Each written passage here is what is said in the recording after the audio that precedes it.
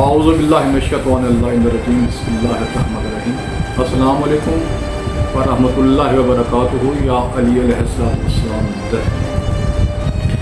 ارباب دانش،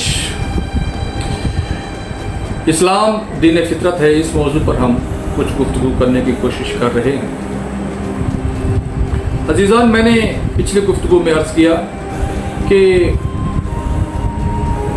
امیر المومنین کائنات کی تسخیر کرنے اور اس کائنات کی جو سائنسی حقیقتیں ہیں وہ ہم تک پہنچانے کی پوری کوشش کر رہے تھے، لیکن سامنے والے جو اذہان تھے وہ اتنے پست ذہن لوگ تھے کہ امیر المومنین کی عظیم آفاقی سچائیاں اور حقیقتیں قبول کرنے کو آمادہ و تیار نہیں تھے. امیر المومنین اپنے دور کے انسانوں کو اور ان کے بعد میں آنے والے جتنے بھی ائمہ اطہار ہیں وہ اپنے اپنے دور کے انسانوں کو، صرف انسانوں کو ہی نہیں بلکہ آنے والے تمام اوقات جتنے بھی زمانے گزریں گے تمام زمانوں کے انسانوں کو کچھ نہ کچھ دینے کی کوشش کر رہے ہیں. دینے والا ذہن ہی کوئی نہیں. سوچنے سمجھنے والی بات یہ ہے کہ یہ جو قرآن اور نہج البلاغہ ہے یہ آفاقی اور تمدنی ہمارا نظام کا جناب جو ہے نا وہ بیس ہے، حقیقت ہے. کیا حاصل کیا ہے ہم نے ان سے؟ میں نے آپ سے ایک سوال چھوڑا تھا، کافی دوست آپ نے اس پر اچھی رائے کا اظہار کیا ہے اور مزید کچھ کہنے کے لیے بھی جو مجھے حکم دیا ہے. عزیزان،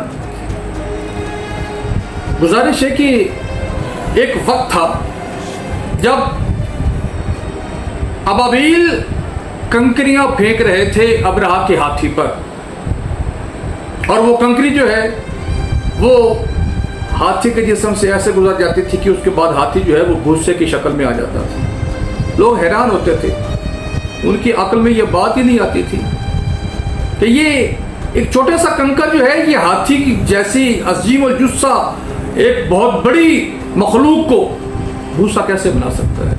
لیکن آج رائفل کی جو گولی ہے اس نے ہمیں یہ بتا دیا ہے کہ چھوٹی سی گولی جو ہے وہ کتنا بڑا کام کر گزرتی ہے. وقت جو ہے جیسے جیسے گزرتا جا رہا ہے، اسلام اور قرآن کی اور ائمہ اطہار کی جتنی بھی حقیقتیں ہیں وہ دنیا پر واضح ہوتی چلی جا رہی ہے. عزیزان، سوچنے اور سمجھنے والی بات یہ ہے کہ قرآن ہمیں بار بار متوجہ کیوں کر رہا ہے؟ قرآن تو ہمیں بار بار متوجہ اس لیے کر رہا ہے کہ یہ جو نظام کائنات ہے یہ تمام انسان کی تسخیر کے لیے بنایا گیا ہے. انسان کو موقع دیا گیا ہے کہ اے انسان، اگر تیرے میں جرأت ہے تو آگے بڑھ. یہ کائنات جو ہے یہ تیرے آگے سرنگوں ہوتی چلی جائے گی. لیکن ہم آگے بڑھنے کی بجائے ہم ایک دوسرے کے پاؤں کھینچنے کے لیے لگے ہوئے ہیں. بہت ہی معذرت کے ساتھ ہم نے آگے بڑھنا تھا. یہ جو دین اسلام ہے اس کے ماننے والے مسلمانوں نے، اسلام نے اور مسلمانوں نے پوری روئے زمین کی کائنات کی قیادت کرنی تھی. لیکن یہاں دیکھو مسلمان پوری روئے زمین پر مسلمان ذلیل ہو رہے ہیں، رسوا ہو رہے ہیں. جتنے بھی مسالک ہیں ہر مسلک کے اپنے اپنے مسائل ہیں. ہر مسلک جو ہے دوسرے مسلک کے ساتھ دست و گریبان ہے. جب ہم اس صورتحال اور اس کشمکش کا شکار رہیں گے ہم نے آگے کیسے بڑھنا ہے؟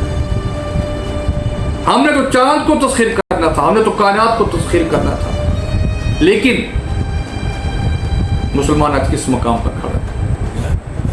یاد رکھیے، سائنس جتنی بھی ترقی کرتی جا رہی ہے، ٹیکنالوجی جتنی بھی ترقی کرتی جا رہی ہے، راکٹ سائنس آ گئی، آج اے آئی کا دور آ گیا ہے، لیکن تمام علوم کی جو بیسز ہیں اور بنیاد ہے وہ قرآن اور نہج البلاغہ ہے.